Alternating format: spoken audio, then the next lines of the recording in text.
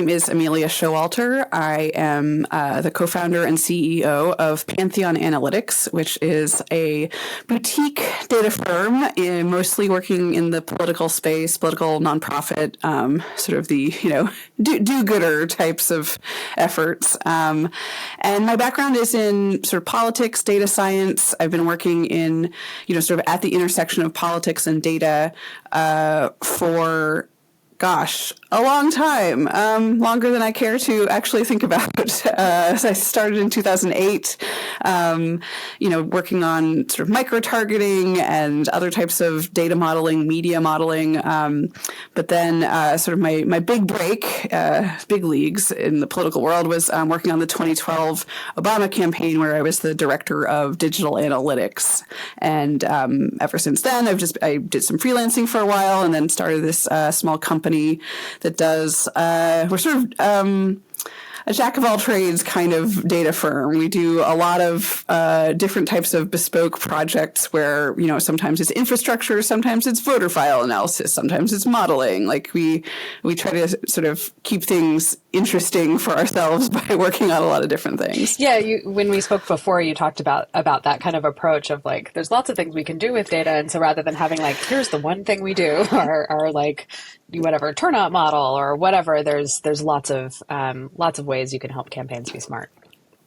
Yeah, and there's just, one of my personal inspirations for putting together a company like this was just before working on the Obama campaign in 2012, I had a stint working on a redistricting project, which, redistricting is fascinating. I mean, there's a lot of data involved, census data and mapping and, creating projections for what you think the different maps are going to look like. But of course, that's something that only comes around every 10 years. Asterisk, because sometimes redistricting goes on for a while because of court decisions or gerrymandering or whatever. But in general, it's a once every 10 years kind of project, and no one would build a business around something that happens only once every 10 years. But, when I looked at that and how interesting that experience was, I thought, okay, if you cobble together projects like that and then different other types of sort of random one-off projects, you can put together a company without just having to do the same kind of, polling or modeling or things like that other data firms were doing. So that's why we kind of specialize in the offbeat projects. As a New Yorker now, I think I can say that after 20 some years of living here, it feels like it's been ongoing. New York in particular, your redistricting may never stop. We got new maps yesterday, I'm told, so it's all very exciting. Oh, wow. I lived in New York City for most of the time. Now I live out in the New York 1st Congressional District, which has been non-competitive for a very long time, which is weird when you actually start to look at like voter registration by census tract, which I nerded out one day and did because I had access to Esri. And I was just like looking through all of that going, why isn't it more competitive? Like the registration data suggests it should be way more competitive than it is, but the turnout doesn't work out that way. Anyway, so now they've apparently redistricted, my husband tells me, in a way that would actually make it competitive with a very narrow Democratic lean, which means we should brace ourselves for a lot more phone calls, texts, and advertising. I was going to say, you're going to get so many ads, so many pieces of mail, text messages. Yeah. Get ready. People are going to finally tromp down our gravel driveway to find us, whereas before they didn't bother. Yeah, you'll get canvassers. It'll be amazing. So one of the things that I want to get into with this show is I think like people really fixate on polls and the day-to-day polling data and that kind of horse race coverage of things. And if you listen to the last episode, which you haven't yet because I haven't finished editing it, then you'd hear a bit about how kind of bigger turnout models are built and all of that from our conversation with David Radloff. But what I want to talk about, and maybe this actually kind of goes back to some of what you did for the Obama campaign as director of analytics, is like analytics is a whole different beast. It's not really about the day-to-day polling. It's about other stuff. So maybe you could just sort of talk broadly about how campaigns use data in that kind of analytics function. Yeah, I mean, so just minor correction. I was the director of digital Sorry, digital analytics, analytics. and no, which is actually no, it actually is a good intro to how campaigns use analytics. Which is to say, we used analytics in so many different functions that, not only was there a digital analytics team within the digital department, which was my team, but there was a whole analytics department. Wow. Like an entirely separate department that was doing analytics for so many other parts of what was happening in the campaign. So the analytics department was building those models and testing things out and keeping track of all of the different contacts and just really sort of innovating the way that the campaign reached out to people and sort of monitored where we were. The digital analytics side was also really interesting. What we did primarily was fundraising. Digital fundraising was so huge, still is so huge. The campaign raised over $1 billion, and I think more than half of what we raised as a campaign, we raised online. And so a lot of what we were doing on our side of sort of in the analytics world was optimizing that fundraising through A/B testing and some amount of targeting. We would at least know who was an active donor, who was a recent donor, who was inactive, and maybe we shouldn't bother them quite as much unless we know we have a really good email, things like that. But a lot of it really was just testing out what worked, and randomizing groups of email addresses and sending different subject lines, different drafts, different formatting. Should we put some a little call out box in the corner? Should we include their supporter record? How much they had donated so far? Should we not include that? Just testing out just lots of things to see what actually got more people to give to the campaign. So what's interesting about that, I think, is there's a kind of evolution of how campaigns have gathered that kind of data and then also how they've run these experiments, because I'm old enough to remember and enough of a news junkie to remember that this was something that sort of historically in kind of more of a direct marketing sense, the Republican Party was really strong at. Karl Rove was famous for this as his big innovation was essentially A/B testing direct mail to see what turned people out, what got donations, what got people to sign up somewhere for volunteering, that kind of thing. But then we have the kind of move into online fundraising, which is often also attributed to Howard Dean, but moving into the internet phase of it, there's a lot more theoretical flexibility about what you can try. And so maybe talk about how you leverage technology to try a lot of different kinds of experiments and test out different approaches. Yeah, I mean, I think in particular on a presidential campaign where you have just an enormous number of email addresses or numbers you can send text messages to, the sample size actually is one of the biggest advantages there. You can just you can test out so many things and have enough sample size to actually have some confidence in your results. If you have a small sample size, then if you tested out a bunch of different subject lines at once, maybe you'd only get one donation to this subject line and two donations to that subject line and one donation for another one. And that just it wouldn't be enough to really mean very much. But when you have an email list with, 3 million people on it, right, you can randomize off a few little subsections and test out a lot of different things and actually get pretty good numbers back quickly. Within an hour, we could see okay, so this email draft and this subject line is doing the best. So that's what we're going to send out to the full list and know that we're sending out a really good email. So that, just the sample size was made it really possible to test things out, see what worked, but also just the pace was, it's you start sending a few emails a day, and every time you do that, you can test something out. You can learn a lot. We tested out should we include ugly yellow highlighting on particular parts of the email? Should we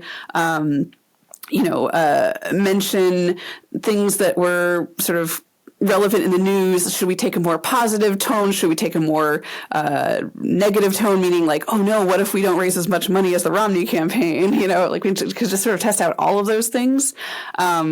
And it just, we just had a lot of opportunities for testing. That's amazing. Whereas like in the direct mail, you can still do that. And the campaign still did testing over in the direct mail team, but you have to wait longer for that to come back. You're not getting the results back almost instantaneously like you do with digital. So that is also an interesting component. So I come out of the marketing universe where there has been much made about the ability to do A/B testing of headlines or, different banner ads or that kind of thing, with the idea being that we're getting this rapid feedback, so therefore we can make in-flight changes to the campaign. Except that most marketing departments at major brands are not really set up to do that because of like approvals processes for all this stuff. And they don't often, I mean, I think this depends on what kind of agency you work with or that sort of thing, but typically you're not starting out with like a very long list of potential headlines. You've narrowed it down to like 4 or 5 that the client has approved. So you only have so many tests you can run. And the other problem, of course, is you're not on the receiving end of the data. So like you can kind of count what you can count, but you have no idea whether it's moving the needle on sales or subscriptions or any of those kinds of things. Right. Talk a bit about the experiment design side of it. How do you decide how many messages to test, which kinds of messages to test, who comes up with the messages to test? Yeah, I mean, at least on a presidential campaign, it is a big group effort. So, within our team, way back on the 2012 campaign, there was, our digital analytics team, but there was a whole email team that was full of email writers that would write all the different drafts. And we would collaborate on how much of our list do we want to burn just doing these tests so that we still have a bunch of a list left over. Now, of course, when I work with clients that have smaller email lists, it just can't be that extensive because, again, you wouldn't have the sample size to do it. And so usually what we'll do is we'll figure out, all right, if we, siphon off 20-30% of the list to do this testing, and we can divide that into 2 or 3 sections. How many people does that? How many people are in each of those sections? What is sort of a reasonable expectation for how many clicks we would get, opens we would get, ideally donations we would get if it's a fundraising email, or maybe it's a petition signature email. I know how many signatures we would get, and you can just run a rough power calculation. It's a pretty simple statistical calculation to see, sort of what's the minimum detectable effect here? Like how different would these versions of the email have to perform for us to see something kind of useful in there? And so it's a lot more limited when you have a smaller list. Yeah. And that is, I think, the interesting benefit there of having a list of the size that a campaign like the Obama campaign had. Yeah. What's sort of the size or scale of a campaign that you have to reach before you can really start to see the benefits of these kinds of approaches? Like, I'm thinking about like, probably the people running for my town council don't have enough names on their list to run these kinds of tests, right?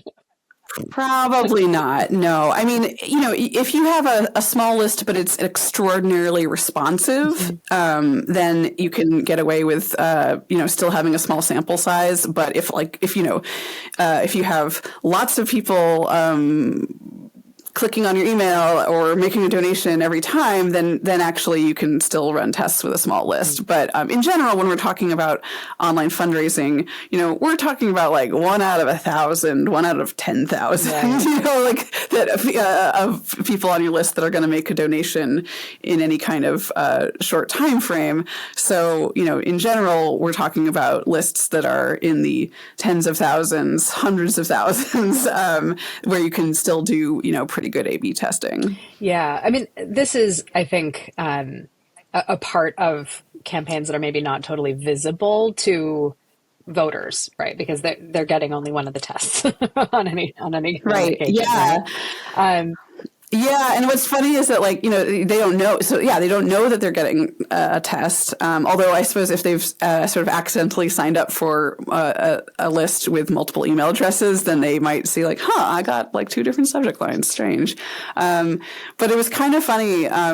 We were doing all this testing, and ProPublica, who I love, a good news organization, actually did a little bit of analytics work for them after the campaign. But the funny thing there is that during the 2012 campaign, they had their readers send in all these different emails that they were getting from the Obama campaign, and then also include their demographics, and because ProPublica was trying to decipher the like supposed demographic targeting that we were doing, sending this subject line to young white women and this subject line to older Southerners or whatever it was, and they just found some correlation, noise basically. And I had to tell them after the campaign, like, oh, that was all random. Like those was just completely randomized. And, like, so maybe you think you're getting targeted by something, but actually there's a pretty good chance that it's just random.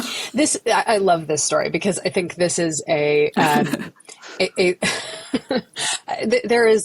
I find that journalists are particularly interested in the idea of micro-targeting, and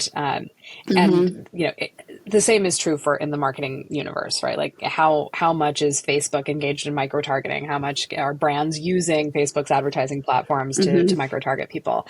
And there are definitely marketers and content creators and whatever who are using those tools in all kinds of, if not ethically questionable, then just sort of like effectively questionable kind of ways. But the reality of most major brands is they're trying to go for reach, right? Like they're not really trying to have these little thin sliced marketing segments. For one thing, it's a whole lot of effort and expense to create assets for each of those little groups. And it's also a real pain to get that information in the first place, to like be able to do it with them. And in your case, like that would be a whole lot of effort. When just doing, with a list the size that you were working with, when just doing these randomized,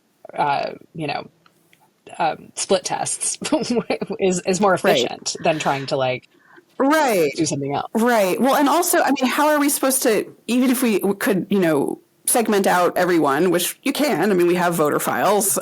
So if whether we're talking about, messaging supporters who are on an email list, or if you're talking about messaging voters who are, on the voter file, there's a lot of information we know about everybody. So theoretically, we could segment everybody out. But then how are you supposed to know exactly what they want to hear?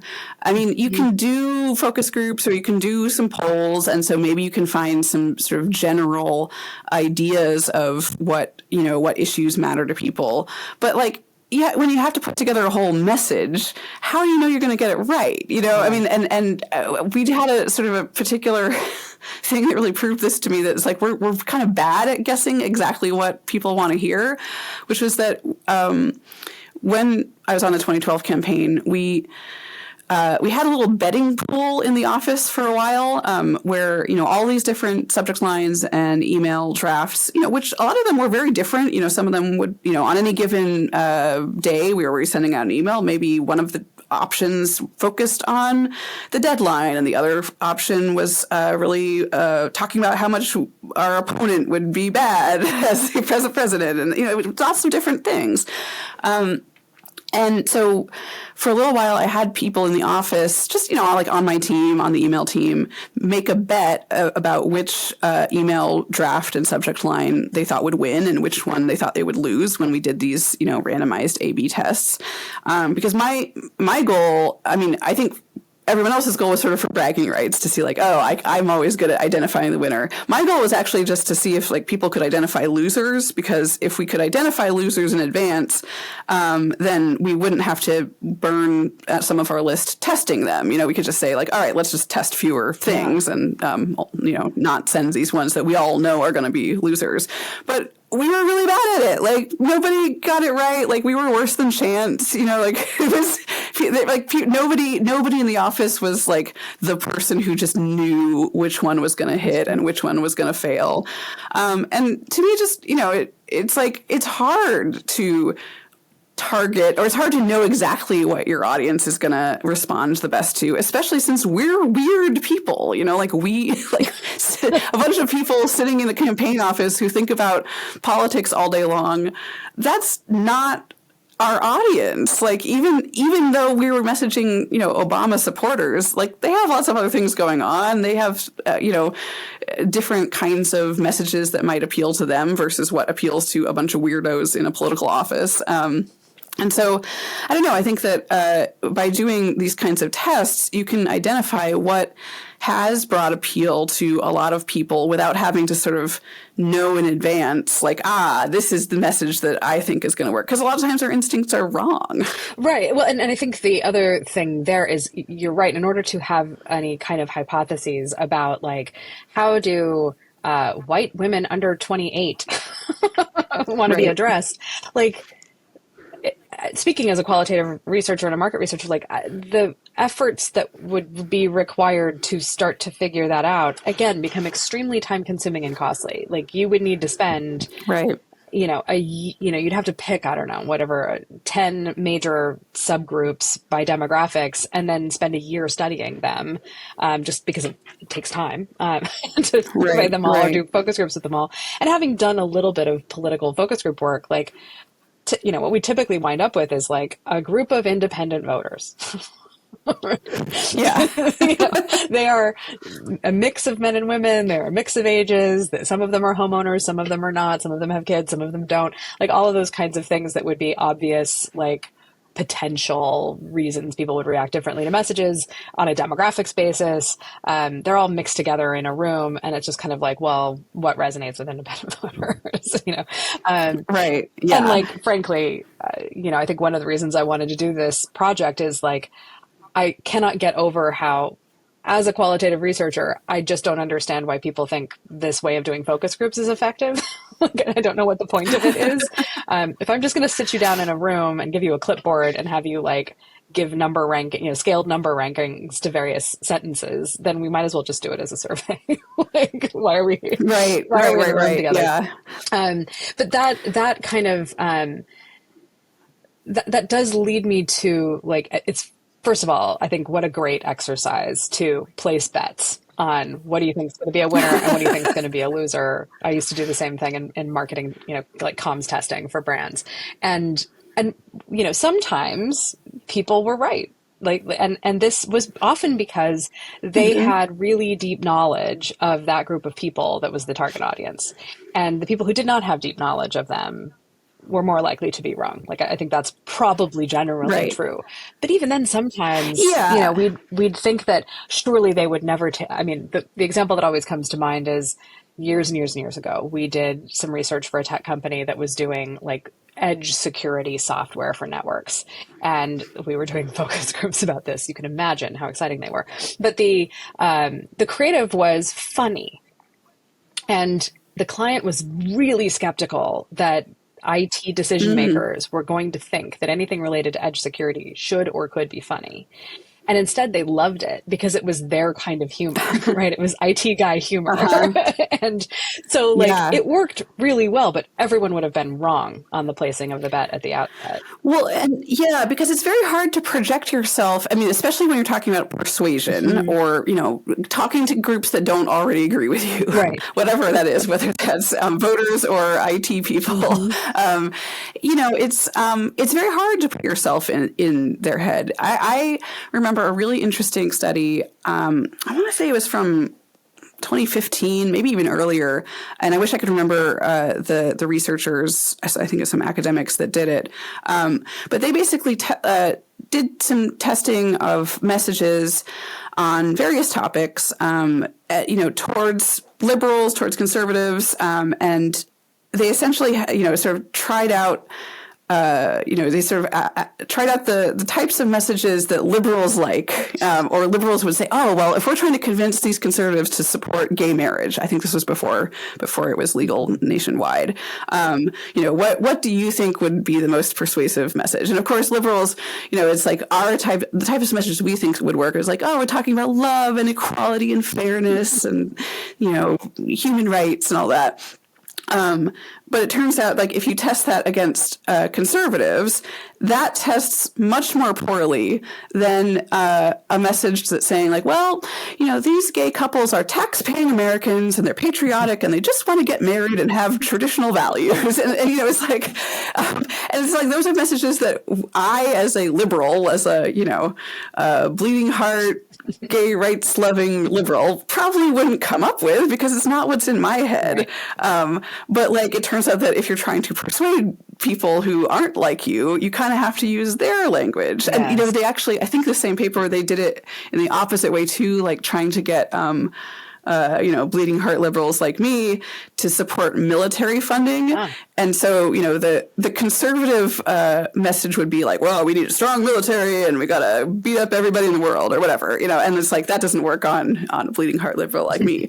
But turns out that if you say things like, well, the military is the greatest engine for equality because it gives people, it gives the poor and working class kids a chance to rise up and, make the most of themselves, and they go on to be, members of society that are promoting equality. I don't know, like basically you just like you talk about equality a lot. Mm-hmm. Then suddenly we're like, yeah, yay, military funding.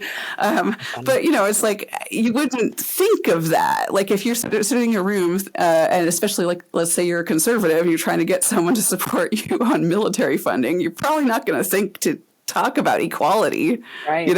Right. Yeah, it's anyway. The point is that we're all very bad at like projecting ourselves into the other people's shoes, right. And yet you are able to run these experiments and get some amount of feedback on what's converting to whatever behavior you're hoping to convert to.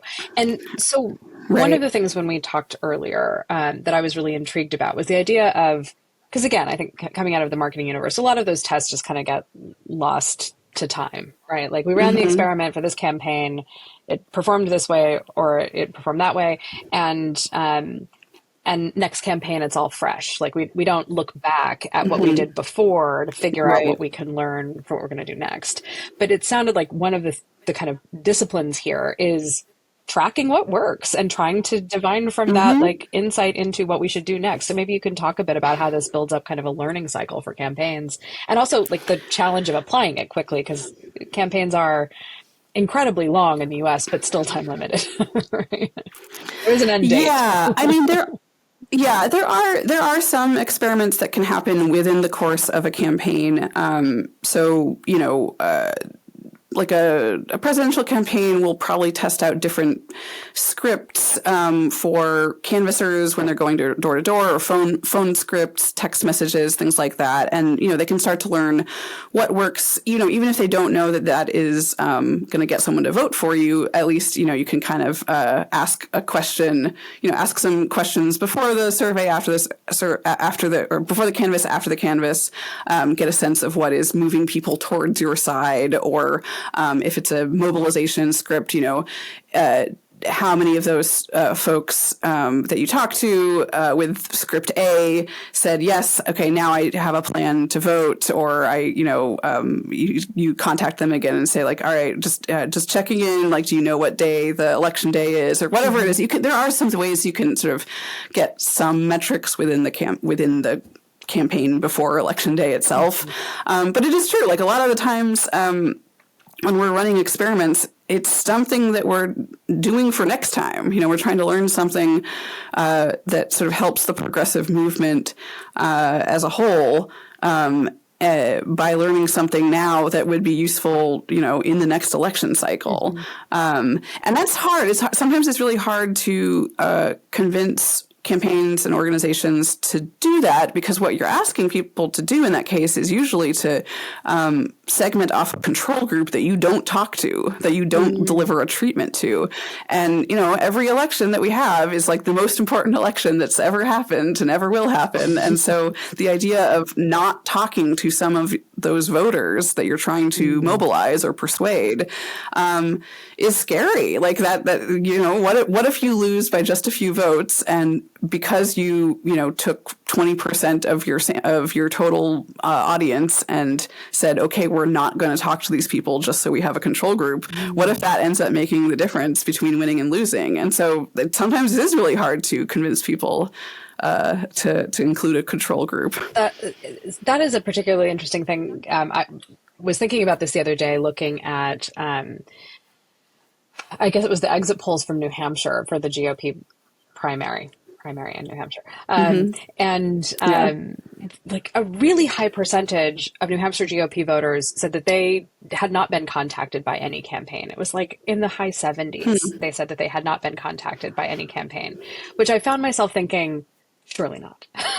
First of all, just like not that big of a state. Second, like it is the first primary, so there would be some amount of contest. You would assume that the campaigns would be attempting to contact people.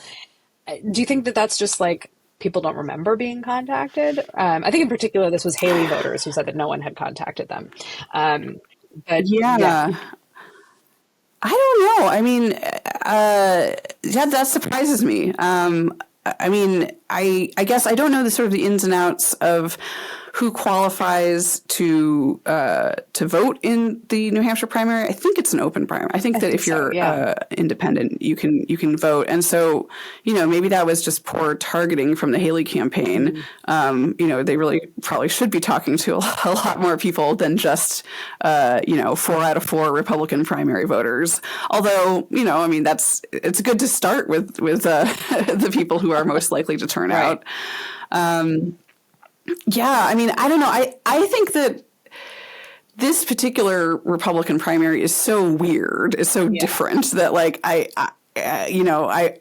imagine it doesn't operate sort of the way that a normal primary would. Yeah, I think that's probably right. I also suspect, thinking about metrics we use in testing campaigns is like we're not fans of recall anyway as a metric, because people generally have pretty low recall, but recognition is or inaccurate recall, right? Like if you talk to people who haven't seen the ad, like a good percent of them will say that they did, people, right? Yeah, either positively or negatively, they won't remember having seen an ad, or they will when they hadn't actually been served an ad. But the other part of it is like when we then show, so a technique, for example, in testing recognition is to take like a part of a 30-second TV spot that doesn't have the brand in it. And just show them a few seconds and say, like, do you recognize this ad? And then they'll say yes or no. And if they say yes, then we say, well, what brand do you think this is for? And give them, maybe it's open-ended, maybe we give them some choices. And so that, like, that aided awareness that is an ad for Tide detergent or whatever, when Tide is not visible in the shot at any point in time, the jingle's not playing, whatever. That's clever. That's a better measure for us. So one thing I wonder about is like, do people just not remember having been contacted, or do they think that contact means something that it doesn't mean? Like, do they mean like a Haley person knocked on my door, I answered the door and I talked to them? Or would they count the door knocker that gets left, or the flyer that got sent to them, or those, or the TV ad that they saw that was on sort of in the background? Right. Or a pre-roll ad. I mean, I think ads online, I mean, a lot of times it's very easy to just feel like, oh, I didn't really see that. Like that's just something I wanted to click past to get to my YouTube video. Exactly. Oh, God, yes. The other thing, though, that I feel like is, is kind of certainly on, look, both liberals here, so probably consuming more liberal media than conservative media, but there's definitely a little discourse around like the subject lines and the tone of some of the messages that people get throughout a campaign. Yeah. And a lot of, I feel like, kind of, maybe justified, maybe not. I don't know. I mean, I know that I start to, as the campaign wears on, start to feel particularly worn down by it's getting terrible out there, kind of messages.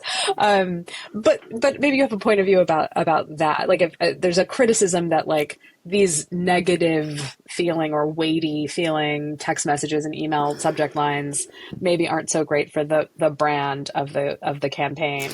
And I know you have a point of view about that. Well, I mean, it's tough because, if you run any particular test, maybe it does show, maybe it usually shows that like something that's sort of more clickbait or more dire warnings, all caps, whatever, maybe it does win. And that is kind of a bummer because it's like, I don't think email writers is sitting in their, campaign office. They don't really like writing that either. But then you kind of got to go with what works. And like, if that's what's working, your campaign has enormous financial needs. And, I do think that there is something to the, like, especially for organizations that are ongoing. So if you are, a state party, or if you are a big advocacy organization that's going to go on for years and years, you don't want to completely burn your list to the ground and just like irritate people. So I think you do have to think about your brand there. And actually, I hope that more organizations try doing some long-term testing where it's like, all right, split your whole audience into two, and then like have one half of them receive your usual, whatever you were going to do anyway. And then the other half, maybe you do tone down the all caps, or maybe you tone down the volume. Right. The only downside with that, like you have to wait a long time to see if it pays off, because in the short term, you probably are going to lose money, right. by not having the high volume. On the Obama campaign, we did a test, and we called it the more email test, where we were already sending quite a few emails. Let's say we were sending 7 emails a week, like on average of 1 a day at that point in the campaign. Maybe we were sending more than 1 a day at that point. But we had a track of people that for 3 or 4 weeks, we sent additional emails. Like we just sent them one extra email every day beyond what we were doing for everybody else. And we raised more money from them. And like it didn't really drop off either. Like it didn't, it wasn't the case that like we raised more money in the very short term and then we saw it trail off. And, we only had a few months left of the election at that point anyway. So we just started sending more email to everybody. And, probably it meant like literal tens of millions of dollars in additional funding for the campaign. Yeah. So, like I don't blame people when they, if the math says like, hey, we did some testing and the answer is send all caps, it's kind of hard to say no to that. Well, and I think that this is, a pretty fundamental, advertising principle of you have both reach and frequency, and that like frequency matters quite a bit. It's why Temu bought like 4 spots during the Super Bowl and spent no money on the ad. Like, like the ad was cheap, the buy was expensive, but now there are multiple headlines about what is Temu and should you let your mom buy things from it? But like that reach and frequency thing is just like a standard age old kind of maxim of advertising. And I think one of the challenges of any of the kind of public discourse around whether it's polling or message testing or this kind of use of digital analytics is the people who are paying attention are people who pay a lot of attention, right? Like they are junkies for this stuff. They are maybe themselves former campaign workers or worked in the White House. I might be thinking of some specific guys right now. And like the reaction is outsized because they pay closer attention to all the messages they are receiving from the campaigns they care about. Whereas the average person, the reason that 2 emails a day worked better than 1 email a day was you caught them at a point in time when they opened the email, right? Like exactly. Yeah. That's sort of my theory of the case is that like, you just got to be there when they themselves are ready. It's not, you have some optimization within that moment. And that's why, like some subject lines do better than others. But in terms of the frequency, that's just about like being available at the right moment when somebody already kind of has their own intrinsic desire to make a donation or buy a product or cast a vote, Well, and I think this also then is related in my mind to some of the work that you've done with redistricting. Because this is, the thing I think a lot about, again, as a qualitative researcher, is local knowledge and like doing anything that's really regionally specific by rights, I should be doing a lot more legwork before I ever get into a room with people to start talking to them about their experiences, because I just don't have the context. Like if I've never walked into a Publix Mm-hmm. grocery store, I don't understand what that shopping experience is like. But in the kind of building of local models for things like redistricting, that local Mm-hmm. knowledge is something that seems like it would be really important for understanding, the implications of any decision that might get made, any line that gets drawn. And so maybe talk about how those pieces all fit together, how you get there, to a place where you understand a place well enough to be able to work on projects like that. Yeah, yeah. Well, and redistricting, I mean, that's part of the sort of mandate of redistricting is that keep communities of interest together. And so, knowing not just where people are, but where school district boundaries are, and where, like, oh, on this side of the river, that's like, kind of a different, that community is not going to cross over the river as much or whatever. It's like just sort of knowing those things is sort of part of redistricting. And a map that people feel is fair is one that keeps communities of interest together as much as possible. Sometimes it's not, totally possible. I worked on redistricting in a particular state that had a lot of mountains. And so it's like, if you didn't understand that there's like mountains in the middle of some district, you might think, oh, that looks like a good normal district.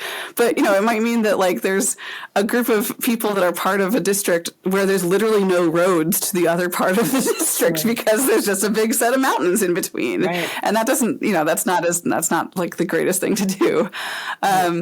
So yeah, I mean, redistricting was really interesting. And, the model that I built for that way back in 2011 after the 2010 census, this was in a particular state where, it was tough. It had been a very tied legislature, and in the past several redistrictings, the legislature had never been able to agree on a map, and so it would always go to the courts or the Secretary of State.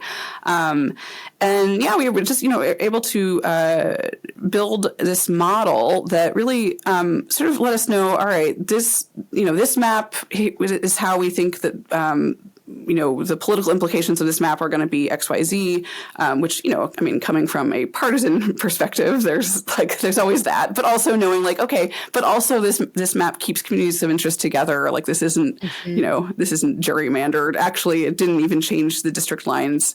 At least it didn't feel like it was like just entirely redrawing a map from scratch. It was sort of building on the previous map. And yeah, it was very interesting. And that did require a lot of local knowledge, including just even for the political implications. I mean, like, my model would include things like, is this incumbent, was that incumbent appointed or not appointed? And, if you're just going in, it's like, well, that person's already a representative, so therefore, that's an incumbent. So I should mark them down as a one in the column where it's I'm having the data on incumbency.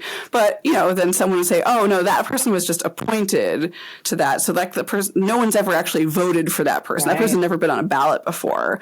And so it was really important, when I was working there to talk to people on the ground, or even the model would divided the state into various regions, and like, how am I supposed to know? It's like where is the edge between sort of the city and the suburbs? Right. Where is the edge between sort of this rural area and that rural area? And that, I mean, it's kind of vibes based, but like if you talk to people on the ground and be like, yeah, like these counties are kind of a cluster of counties. These counties are kind of a cluster of counties.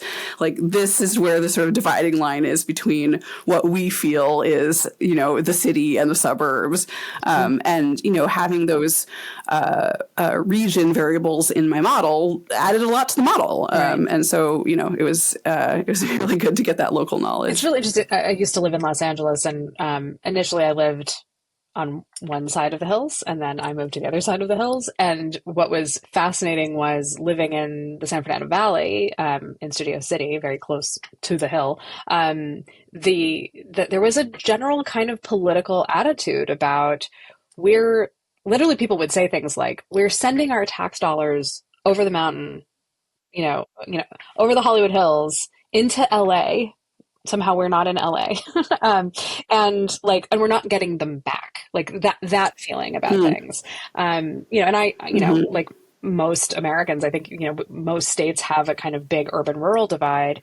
And I remember those conversations about the state college system from where I grew up, of like all these kind of tax dollars, either people in the cities feeling like their tax dollars were going to pay for all of these extensions in deeply rural places that hardly anybody enrolled in, or vice versa. Like, well, we're paying all of our rural tax dollars so that city kids can have the big universities. And what we're stuck with is, a trailer with a few agricultural science classes in it or something. That kind of, those demarcation lines really were things like crossing a river, going over the hills, figuring out, and I'm originally from Portland, and as you were talking about, like, where does the city end and the suburbs start, and I'm kind of like, sort of vaguely the West Hills, and now you're kind of in the suburbs, but I don't know if people in Raleigh Hills would agree with me about that. Like, those kind of like those things are really interesting as you try to figure out a model for what makes a community of interest a community of interest. What do we have in common? Right. The reason I wanted to talk about that also is, I think, like, back to the beginning, the focus on polls, I think, makes a lot of casual observers think that that's the sum total of data that political actors are working with. And so I did want to talk about things like these kinds of models of redistricting, and how do those things fit in to the partisan side of campaigning? Yeah, well, what's interesting is that this redistricting model, which of course started purely for redistricting, we sort of realized after the maps were all set, it's like, oh, actually we can use this same model now for targeting, meaning like especially for legislative races, where, if you're in a state with a whole lot of different legislative races, and yes, a lot of them are going to be, pretty far to the right or pretty far to the left, and so they're not very competitive. You all know that. But like, there's let's say you got a collection of a dozen different districts that are going to be competitive. How are you, if you are a state party or the legislative caucus, or maybe you're a major union in the state or some kind of organization that really cares about that state's legislature, how are you supposed to allocate your resources and choose which districts you're putting money into? Because you have limited resources. You can't just put infinite money towards all of them. And so what we realized is that this model could be used for that purpose. I would feed the model into Monte Carlo simulations, which is that kind of got popularized in the national media by Nate Silver. Those bell curves and instead of saying like, well, we think that this candidate is going to get 53% of the vote, it's more like this candidate has a 76% chance of winning, like that kind of thing. And that's what we did with legislative predictions. And the model, even though the model was not built on polling at all, it was just built on various fundamentals. Like what were the legislative results last time? What is the general partisanship of the district? What is there an incumbent running? Is there a third party candidate running from the right? Is there a third party candidate running from the left? What kind of wave year is it? Those just sort of fundamentals. That model ended up being more accurate than polling. I would put together these predictions a year in advance of the election, sometimes more. And those predictions would have pretty consistently, we've done this every cycle now since 2012, those predictions have been more accurate than legislative polling. And I want to say, legislative polling usually has a smaller sample size, usually it's 400 people, 300 people, so there's a greater margin of error for legislative polling anyway. But you'd still think that like that the polls would be like reasonably good, or at least sort of responsive to whatever was happening out there, or the particulars of the actual candidates involved. Whereas my model was just like, is the Democrat going to get more vote, going to win? Is the Republican going to win? What are the odds of that happening? And my model has been more accurate than polling, which is, I'm very proud of. Every year I think that that's not going to happen. Like, I have sort of imposter syndrome somehow, even after all these years, but like every year the model actually ends up being pretty accurate. And so that's the kind of resource that organizations can have, because they can say like, hey, this incumbent over here that we really like, they keep asking us for more money. They're really scared they're going to lose their seat. But like, the model says that they already have a 95% chance of winning. Mm-hmm. Like, we don't want to just keep putting money over there because it's just not necessary. They're going to win. And maybe they'll only win by, 7 points instead of the 10 points that they want to win by, but like, a win's a win. Right. And we need to spend that money over here in this place that like the model says we have a 30% chance of winning. Like, we're actually more likely to lose it than win. But if we like really, really work hard and put a lot of resources into that district, maybe we can actually take this district and gain another seat in the legislature. Right. And so, my clients in that state have been able to use it to that effect quite effectively.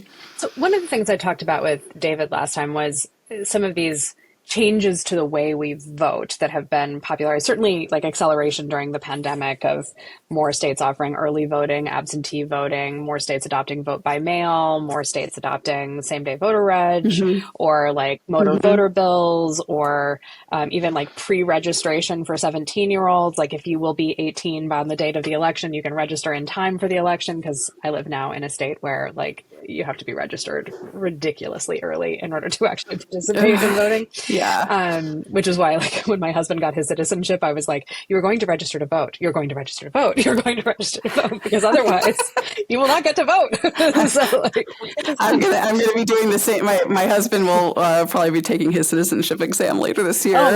Maybe not in time for this year's election, but if it is, man, I'm gonna push him to get him in there, get that going. But I know you have some experience with these kind of alternate. I mean, and just quickly, because we had the New York 3rd special election, whatever day that was, right. Tuesday.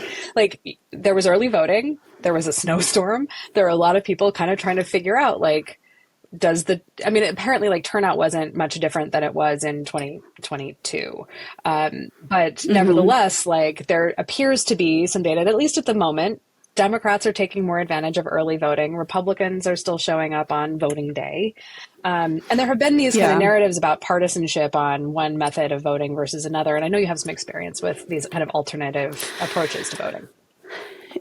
Yeah, I've done actually a huge amount of research on vote by mail. I got sort of commissioned many years ago to look at Colorado's implementation of vote by mail. They're just like, oh, is there anything you can tell us about, the effect of vote by mail when they did it in Colorado? And it's like, all right, I'll take a look. And so it wasn't the strongest analysis, because we don't have, there was no sort of pseudo control group there, like the whole state switched and then you have a new election. And but we were at least able to show that in Colorado, we have these things called vote propensity scores, which maybe David Radloff talked about a little bit. Yep. Like, that's all, like a turnout score, which is all based on your sort of past voting history.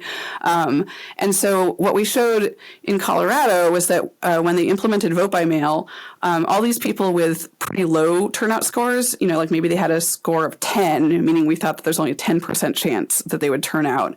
If you took all those people that had a turnout score of 10 in Colorado in 2014, when vote by mail got implemented, instead of only 10% of those people turning out, 30% of them turned out. And so especially for sort of low and mid propensity voters, we saw this really interesting pattern like that people were like really outperforming their expected turnout if they were sort of like, marginal voters. Now, that wasn't enough to be totally like we couldn't say for sure that was due to vote by mail, because like there were things happening in that election. I think there was a Senate race that year, maybe that low propensity voters were particularly interested in. My favorite counterfactual is, it was the first year that pot was legal in Colorado, and maybe people, instead of getting the munchies, they got the voties, and they just were like, yeah, now I'm smoking a joint and voting with my ballot here. I don't know. I don't actually think that happened, but there's a bunch of alternate explanations. Yeah. And so what we were able to do is we found a really good natural experiment in Utah, of all places, where Utah opted in to vote by mail kind of on a county by county basis. And so in 2014, 2016 in particular, there were some counties in Utah that were all vote by mail. They mailed everyone a ballot, and then some counties didn't. And so we were able to kind of use the counties that didn't opt in as a pseudo control group. We controlled for other differences that were already there, and showed that vote by mail really did have an effect. I mean, it increased turnout, again, mostly among low and mid propensity voters in Utah. People who are already high propensity voters, they're going to vote no matter what. But it turns out if you give everyone a ballot without them having to ask for it, it helps people. It helps some people vote because it's like, oh, great, I didn't have to do anything. Like, there's this thing in my hand. Maybe I can spend a little time in front of my computer, like looking up how I should vote, what to think about this ballot initiative or that candidate. And so, yeah, it increased turnout. And we've seen that pretty consistently wherever we've looked at it.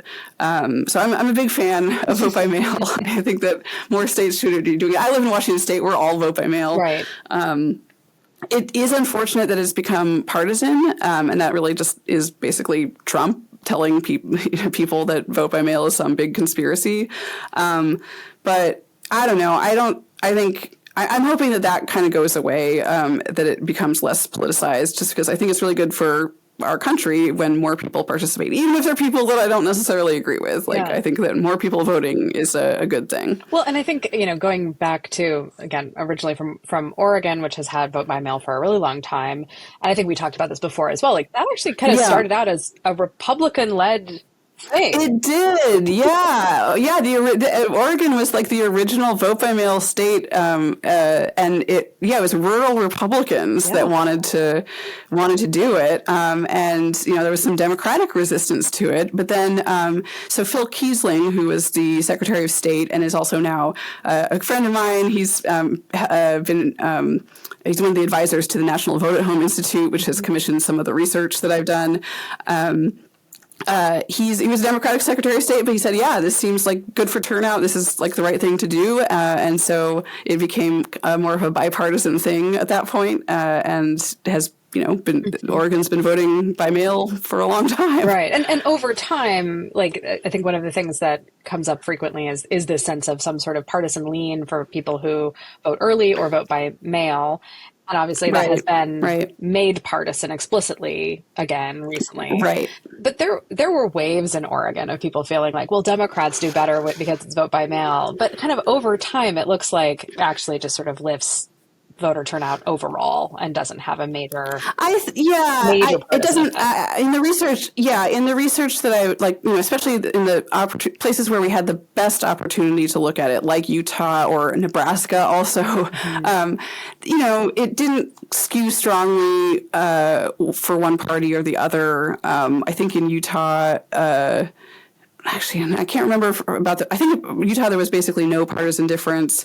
In Nebraska, maybe there was like a small partisan difference, but that was also in 2020 when it had already been kind of politicized. Right. But it really wasn't. And actually, if anything, in Nebraska, like, just because Nebraska is more Republican, like in terms of raw votes, vote by mail turned out more Republicans than Democrats in Nebraska.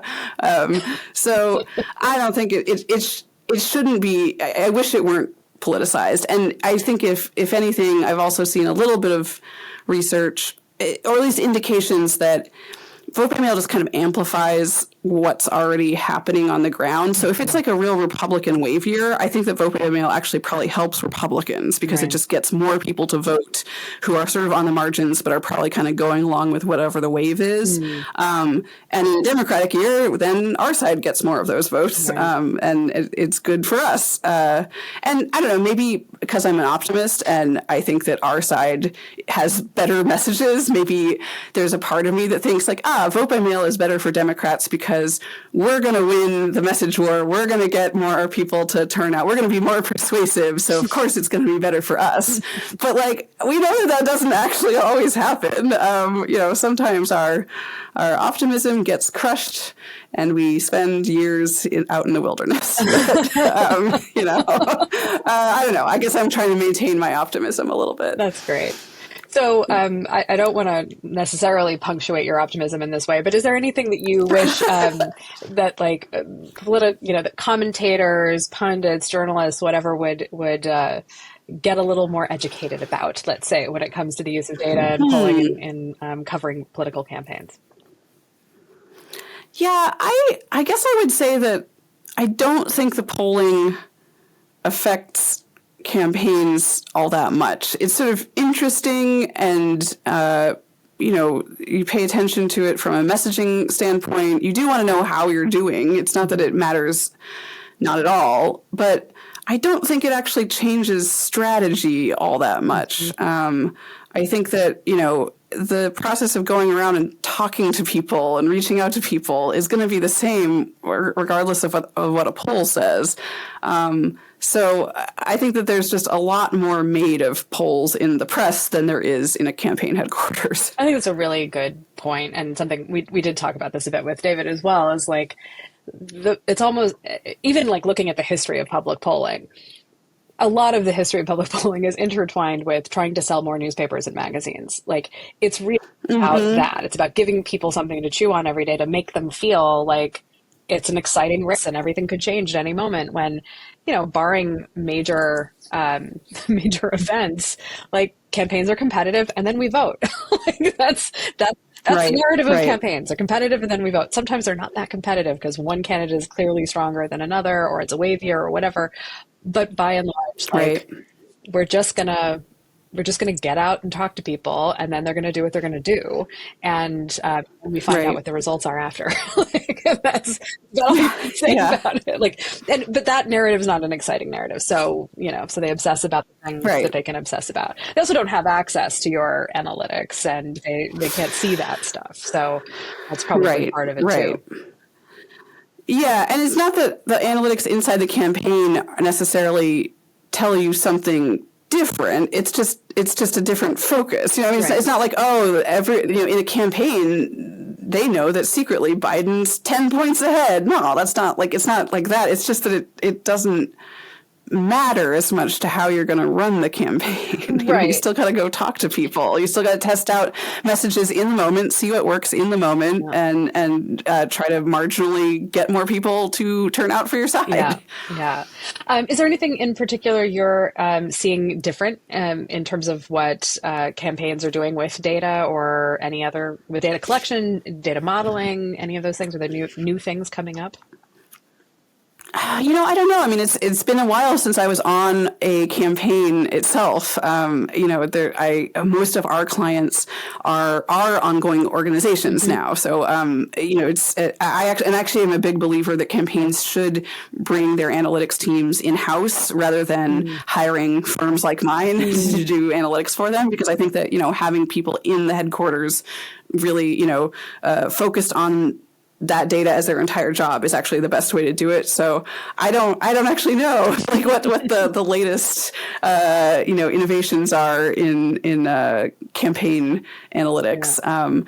But on our side, just working with organizations, it's just sometimes it's not very sexy. We're just building those models or building infrastructure to get data from point A to point B, trying to make things run more efficiently. I don't know. We just, it's all a game of just making things marginally better, both from a voting perspective and also just from a time, like a campaign staffer or a organization staffer time perspective. Like, what can we do to just automate your processes a little bit better for you so that you can spend more of your time doing more important work? I love that, because in a way that I gave you my least favorite question as a consultant and a researcher, which is like, oh, what cool new tools are you using to understand consumers? And I'm like, I'm still just talking to people. like trying to make it a little more efficient here and there, trying to automate parts of it where we can, but like mostly still just talking to people. It's not there isn't a new way to do that. So I mean, it has been fun. I guess that for me personally, there's been some innovations in not exactly innovations, but I've been able to do more randomized controlled experiments outside of the digital space. So, working on more experiments like with canvassing or text messages or phone calls or ads, persuasion ads, things like that. And that's been fun, especially because a lot of those experiments require a sort of trickier setup. So, for instance, with persuasion, we don't know who voted for which candidate. Secret ballots. God damn it. I just want to know who people voted for. That would be so nice. But, if we only know who, like at a precinct level, who voted for the Democrat and who voted for the Republican, it means that we can run experiments where we randomized at the precinct level and try to, apply some treatments towards some precincts and then have some precincts that serve as the control group and see if we can persuade people, affect their vote choice, but we can only see it at the precinct level. So that, it's sort of interesting to run an experiment where you're not randomizing people, you're randomizing geographies. Or, I don't know, we've run some Canvas experiments where instead of a control group, we have a placebo group, which, for very nerdy reasons ends up being a better way to run Canvas experiments. But it means you have to train canvassers to do a placebo script where they talk about something kind of apolitical just to see who opens the door. Anyway, it's just like, it's fun to work on lots of different types of experiments just because we get to do more different nerdy methodologies. Well, I know that we've run out of time. I would love to talk more about those kinds of experiments because I think those are actually really interesting. Like getting to the baseline of like, who opens the door, like for any reason, like who answers the door. It's not a lot of people. Yeah, that is not. Having done some canvassing myself, I know how many doors actually never open. And I still have I canvassed in 2016 in Coatesville, Pennsylvania, and it was a Sunday. And football was on and the Eagles were playing. And so no one answered the door because it was during the game. And I was like, this was a terrible day to come. This is the day nobody wants to talk to you. So it was a lot of door knockers and not a lot of talking to voters. Yeah. But that's too bad. It was fun anyway. Well, Amelia, thank you so much for talking about the work that you do and the expertise you bring to it, because I think it's just a whole other part of the puzzle that most people never hear about. And I really appreciate your time. Thank you so much for having me on the program. Yeah. Appreciate you as well. Okay, thank you. Crosstabs is hosted by me, Farrah Bostic, with Paul Soldera. Production by The Difference Engine and edited by me. Music from Audio Jungle by S Audio. Find us at crosstabspodcast.com, where you can subscribe to our weekly newsletter and find out immediately when new episodes drop. Tell your friends about the show, subscribe on your favorite podcast service, drop us a note if you have any questions about poll design or sampling or weighting or anything else, and we'll see you next time.